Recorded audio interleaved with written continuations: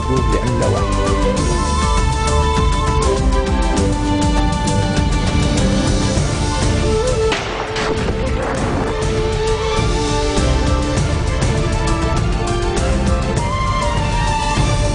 Bonjour à tous et merci de nous rejoindre sur Futur TV pour cette nouvelle édition de la rédaction. Voici les titres de ce journal. 10 mois et 9 jours après la nomination de Tamam Salam au poste de Premier ministre, le Liban se dote d'un nouveau gouvernement basé sur la formule des 3-8, grand absent le parti des forces libanaises de Samir Jarja. Le gouvernement d'intérêt national a été formé pour rassembler, première déclaration de Tamam Salam, un cabinet qui a pour but de relancer le dialogue national et tenir l'élection présidentielle à la date prévue. Fin des négociations de Genève 2 sur la Syrie entre régime et opposition. Larda Brahimi s'excuse du manque de progrès et appelle les deux camps à réfléchir sur la tenue d'une troisième phase de pourparlers. Et à suivre également dans ce journal, l'intervention militaire en Centrafrique sera plus longue que prévu. La France augmente son contingent à 2000 hommes alors que l'Union européenne prévoit de déployer 1000 soldats. Il aura fallu plus de 10 mois de difficiles tractations pour parvenir à former un gouvernement de compromis. C'est désormais chose faite, une annonce très attendue qui intervient après un blocage sur fond de rivalité exacerbé par le conflit en Syrie. Le cabinet va réunir pour la première fois depuis 3 ans les forces du 8 et du 14 mars. 8 ministères vont à la coalition du 14 mars, dont 2 régaliens, l'intérieur au député Nohad Machnou et la justice à Ashraf Lifi, ainsi que ceux du travail, du tourisme, des télécommunications, de la réforme administrative, des affaires sociales et de la culture. 8 portefeuilles sont attribués au Hezbollah et ses alliés, dont 2 régaliens également, les affaires étrangères à Gebran Bassil et les finances à Hussein Hassan Khalil, en plus de ceux de l'énergie, des travaux publics et des transports, de l'industrie, des affaires, du Parlement, de l'enseignement supérieur et de la jeunesse et des sports.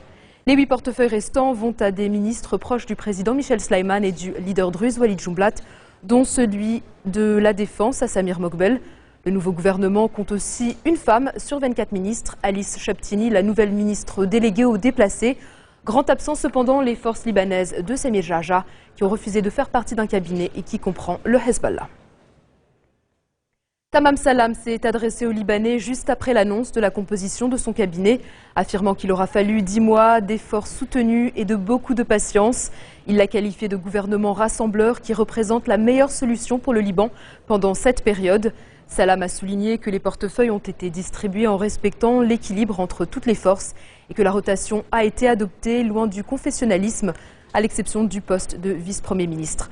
Selon lui, c'est un gouvernement d'intérêt national dont le but est de rassembler, de relancer le dialogue national sous la houlette du chef de l'État et de permettre de tenir l'élection présidentielle à la date prévue. Et puis les réactions se multiplient à l'annonce de la formation du gouvernement Salam. L'ancien Premier ministre Saad Hariri a dit espérer que ce cabinet soit le prélude d'une période d'espoir pour le Liban et les Libanais. Il a par ailleurs salué la patience et la sagesse du nouveau Premier ministre. Le chef du gouvernement sortant, Najib Mikati, a lui aussi salué la mise en place de ce nouveau cabinet, alors que le Liban fait face à de nombreux défis politiques, sécuritaires et économiques. Mikati espère que le nouveau gouvernement obtienne rapidement la confiance du Parlement. Le nouveau chef de la diplomatie, Gebran Bassil, a dit regretter l'absence des forces libanaises dans le nouveau gouvernement. Il a indiqué qu'on aurait alors eu un cabinet de 30 ministres, incluant également le Parti social national syrien. Le ministre sortant de l'énergie a par ailleurs dit espérer que le gouvernement émette les décrets concernant le secteur pétrolier, un dossier stratégique pour le pays selon lui. Michel Aoun estime pour sa part que le nouveau cabinet permet de normaliser les relations entre les différentes parties au Liban après de longues crises.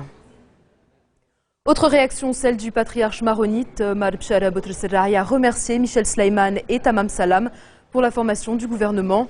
Le fruit, selon lui, de la patience, de la sagesse et de la fibre patriotique. Il a souhaité bon courage au nouveau ministre, affirmant que les Libanais sont fiers et heureux de la mise en place du cabinet.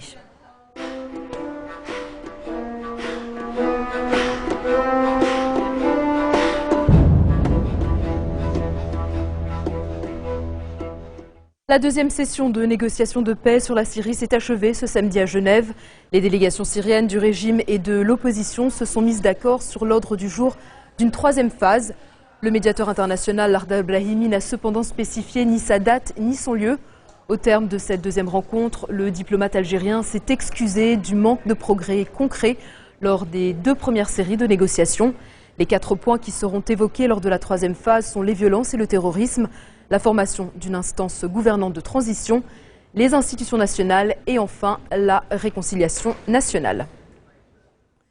Les États-Unis, eux, envisagent des moyens de faire davantage pression sur le régime syrien. Voilà l'annonce faite par Barack Obama lors de son entretien avec le roi Abdallah II de Jordanie. Le président américain n'a pas précisé la teneur de ces mesures, mais a promis de nouvelles aides américaines à Amman pour faire face à l'afflux de réfugiés syriens. Le chef de la Maison-Blanche ne s'attend pas à ce que le conflit se termine rapidement. Il y a donc des mesures immédiates qui doivent être prises pour faciliter l'aide humanitaire. Nicolas Bon et son frère font partie de ces Français tués en 2013 en Syrie, un pays qu'ils avaient rejoint pour faire le djihad. En Europe, la France est la nation qui a le plus de raisons de s'inquiéter de ces envies de guerre sainte. Sur les 2000 jeunes Européens qui sont ou ont été en Syrie, 700 viennent de l'Hexagone. Récemment, 2 adolescents de 15 et 16 ans ont été mis en examen. Ils avaient été arrêtés en Turquie, sur la route vers la Syrie. Il y a 2 jours, la Grande-Bretagne a ouvert une enquête sur un citoyen considéré comme le premier kamikaze britannique mort dans l'attaque contre la prison d'Alep. Le phénomène s'aggrave car cette guerre s'éternise et les premières générations de djihadistes reviennent pour recruter d'autres jeunes. Explication. Les choses s'aggravent. Donc si on n'invente pas des choses, si on ne fait pas traiter un peu les causes, c'est-à-dire comment, quand il y a des sonnettes d'alarme, par exemple des parents prennent contact avec des autorités, comment on peut avoir un référent qui va pouvoir prendre en charge le môme, lui expliquer qu'il ne faut pas qu'il parte, que c'est pas ça, que l'islam ne l'oblige pas du tout à aller combattre à l'autre bout de la planète. Ça, c'est évident qu'il faut le faire. Voilà. Jusqu'à présent, on s'est reposé uniquement sur la justice antiterroriste, c'est-à-dire la répression, uniquement. C'est un échec, un constat évident, c'est un échec. Il y a aussi un accélérateur qui a été très net, c'est la première génération de ceux qui sont partis quand ils sont revenus chercher leurs copains. C'est-à-dire que les premiers qui sont partis n'avaient aucun contact. Ceux qui ont intégré des katibas, qui ont pris des contacts avec des émirs, après ils reviennent en Europe, ils vont chercher leurs copains et ils les amènent auprès de cet émir et de cette katiba. C'est pour ça qu'il y a eu une explosion à un moment donné, c'est au retour de la première génération. Donc c'est un mélange, si vous voulez, de radicalisation qui existait déjà et de facilité. Voilà, c'est ça qui fait que des très jeunes passent le cap. Ils ne penseraient pas aller au Yémen ou au Waziristan à 15-16 ans. Dans un instant, nous irons à la rencontre de 2 alligators albinos. C'est en fin de journal.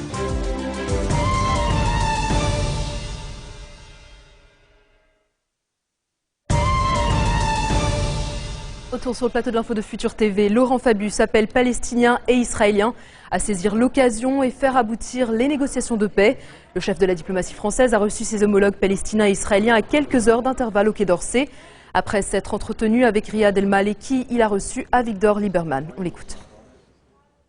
Nous avons consacré une partie de notre conversation aux discussions entre Israël et les Palestiniens, et avec bien sûr les Américains, d'autant que nous étions encore jusqu'à hier aux États-Unis. Et j'ai retenu en particulier une expression que je partage tout à fait du ministre des Affaires étrangères, qui dit « il y a là une opportunité qu'il faut saisir ». Alors bien sûr, les discussions sont difficiles, on connaît les différents points, mais pour moi qui, ce matin même, ai reçu le ministre des Affaires étrangères de l'autorité palestinienne et qui, en cet instant, reçoit le ministre des Affaires étrangères d'Israël, je mesure à quel point cette opportunité doit être saisie. L'opération militaire française Sangaris sera plus longue que prévu. La France va envoyer 400 militaires en renfort en Centrafrique et l'Union européenne envisage de doubler la taille de sa future opération militaire. En plus des 5400 hommes de l'Union africaine, des 2000 Français, 1 millier d'hommes du reste de l'UE pourraient être sur place dès le mois de mars pour établir l'ordre dans un pays menacé, selon l'ONU, de nettoyage ethnique et de partition. Sur le terrain, cette mobilisation parviendra-t-elle à faire la différence ? À Bangui, 13 cadavres non identifiés ont été découverts dans une citerne vide située dans une base de l'ex-rébellion Seleka, majoritairement musulmane. Par ailleurs, un camp de déplacés musulmans situé à la sortie de Bangui aurait aussi été attaqué par des membres présumés des milices chrétiennes anti-Balaka. Sur 4 millions d'habitants, 1 million a été déplacé par ces violences intercommunautaires dans la capitale.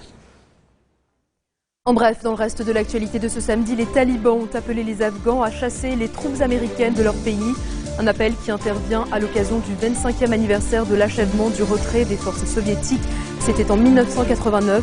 Les talibans estiment qu'aujourd'hui, l'Amérique est confrontée au même sort que celui des soviétiques et qu'elle cherche à quitter le pays.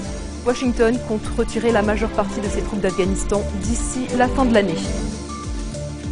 Au Bahreïn, un policier a été tué dans l'explosion d'une bombe dans le village de Daher. Dans une autre localité, une attaque à l'explosif a visé un bus appartenant aux forces de l'ordre, sans toutefois faire de victimes. Depuis le début du soulèvement, en février 2011, la contestation n'a jamais cessé. Son 3e anniversaire a été marqué par des accrochages entre manifestants et policiers. L'opposition réclame des réformes et notamment l'instauration d'une monarchie constitutionnelle. Et puis la tempête polaire qui a sévi pendant 4 jours sur la côte est des États-Unis a fait au moins 20 morts. Une tempête accompagnée de chutes de neige parfois abondantes qui ont provoqué le chaos dans les transports, surtout en Virginie et dans le New Jersey. Dans le sud des États-Unis, plusieurs centaines de milliers de personnes sont toujours privées d'électricité en raison de la chute d'arbres et de l'épaisse couche de glace qui pèse sur les lignes électriques. Après son putsch, Matteo Renzi pourrait devenir le nouveau Premier ministre de l'Italie dès ce week-end. Le fougueux maire de Florence a 2 particularités. Il est sur le point d'être le plus jeune chef de gouvernement d'un pays de l'Union européenne, mais aussi le 3e Italien d'affilée à parvenir à ce poste sans élection. Derrière les murs du Quirinal, d'intenses tractations se déroulent. Le président Giorgio Napolitano espère boucler d'ici ce soir ses consultations avec les principaux partis politiques. Silvio Berlusconi a fait sa réapparition représentant le principal parti de droite.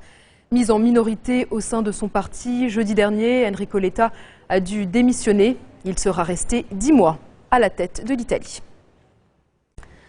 Et puis enfin, l'aquarium tropical du Palais de la Porte Dorée dans le 12e arrondissement de Paris accueille désormais 2 alligators albinos.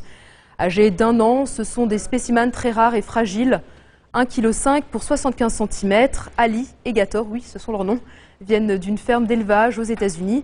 Avant de rejoindre la fosse aux crocodiles de l'aquarium, ils vont grandir dans un terrarium. Après 3 mois passés en quarantaine, ils ont fait leur grande apparition au public. Un nouvel univers pour ces alligators albinos et une nouvelle attraction pour les visiteurs. Alors on a la chance d'avoir des jeunes alligators mais albinos. Alors albinos, c'est le fait qu'ils sont incapables de synthétiser la mélanine qui est donc responsable de la pigmentation. Donc en l'absence de pigments, eh bien, on a des animaux blancs. Il y a vraiment un phénomène d'empathie. Les gens sont très très contents de voir d'une part des bébés et d'autre part ces animaux blancs qui ne sont pas inquiétants. Donc on espère que notre jeune public, au lieu de craindre les crocodiles, finalement ait une projection favorable et à ce moment-là accepte le discours pédagogique qu'on essaye de faire passer. Donc c'est vraiment des animaux que je vais considérer comme des ambassadeurs pour qu'on puisse parler des crocodiles, de leur mode de vie, des problèmes d'environnement et donc c'est vraiment des ambassadeurs de leur espèce et de leur milieu naturel. À la fin de ce journal, tout de suite, le rappel des titres qui ont marqué l'actualité de cette journée. 10 mois et 9 jours après la nomination de Tamam Salam au poste de Premier ministre, le Liban se dote enfin d'un gouvernement basé sur la formule des 3-8. Grand absent, le parti des forces libanaises de Samir Jarjar. Le gouvernement d'intérêt national a été formé pour rassembler. Première déclaration de Tamam Salam, un cabinet qui a pour but de relancer le dialogue national et tenir l'élection présidentielle à la date prévue. Fin des négociations de Genève 2 sur la Syrie entre régime et opposition. Lardar Brahimi s'excuse du manque de progrès et appelle les 2 camps à réfléchir sur la tenue d'une 3e phase de pourparlers. Et puis l'intervention militaire en Centrafrique sera plus longue que prévu. La France augmente son contingent à 2000 hommes alors que l'Union européenne prévoit de déployer 1000 soldats. Merci de votre attention. Retrouvez-nous tous les jours à 16h40, heure de Beyrouth.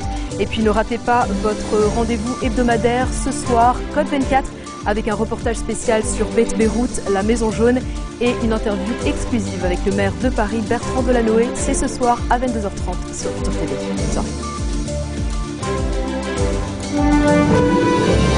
داعش وحزب الله والنظام 3 وجوه لعملة واحدة.